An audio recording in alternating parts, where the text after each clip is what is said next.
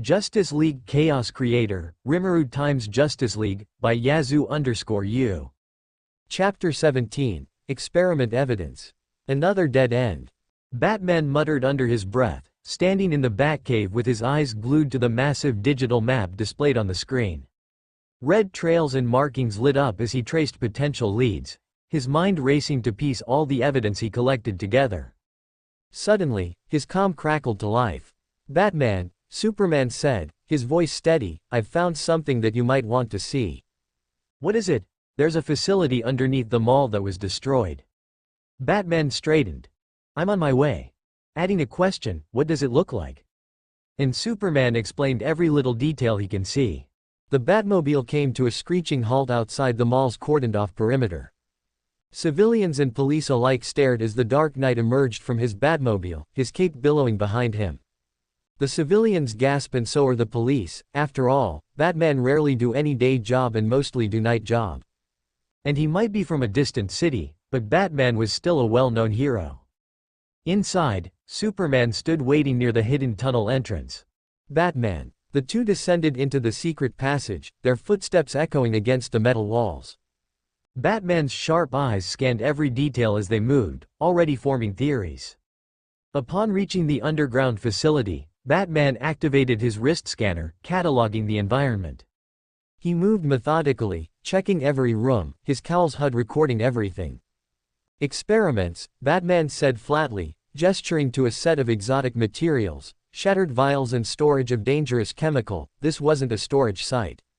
Someone was running tests here. Superman nodded. "I checked every room."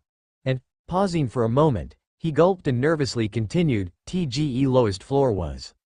Batman followed Superman to the lowest floor, two mangled corpses and bloodied, strapped on a bed.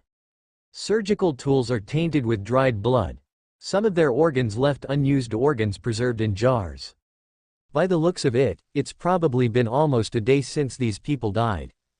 They've gone too far enough. Superman could not believe that this happened right in his city. The very city that was under his protection. He couldn't help but blame himself for the suffering of these two poor souls. Batman stepped toward a computer terminal, his fingers flying over the keys. He attempted to recover the files, but the screen filled with static and corruption errors. Then a surviving record of the experiment played, a record with a file name of drug testing number 112. It showed a live footage of another man besides the two corpses there. He was injected of something and suddenly started convulsing, his mouth foaming. The video ends with static. The record was cut and the next tape after was deleted, Batman muttered. He turned back to the equipment, scanning labels and markings. But these tools tell a story. Genetic experiments, chemical engineering. Whoever was operating here wasn't a small-time player. Superman crossed his arms. "What about the aircraft? I brought it to the port." "Wait." Batman took shot of every corner that he can use to track whoever did this. "Lead the way." Before they leave, Batman called the FBI on the scene. Also collected some physical evidence to examine on his place. At the port, the aircraft loomed over them, sleek and black. It didn't take more than 2 minutes to drive here from the mall, his gadgets scanning the materials inside. Superman followed closely, watching Batman work. The heavy protected metal crates inside were marked with strange symbols and untraceable serial numbers. Batman examined one of the items, his brow furrowing. "High-grade alloys, synthetic polymers. Advanced tech," Batman said, running a hand over a cylindrical object. "This isn't ordinary equipment. Someone was building something. Maybe a weapon. Including the experiment from the mall, if these two happen to be connected, which Batman strongly hopes not. Then maybe it's beyond just a weapon they're making." Superman stepped closer. "Can you trace it?" Batman shook his head. "No identifiers. Whoever built this is careful. Even his satellites could not track where the thing came from." He scanned the interiors and was shown to have a built-in light reflectors to mask it from the environment. So how did Superman saw it?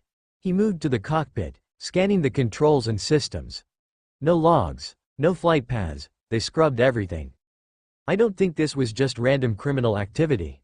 That much is evident, Superman. No sane man is going to say that this is some simple crime syndicate. And they're using a lot of resources to keep it hidden." He stepped back, looking at the aircraft one more time.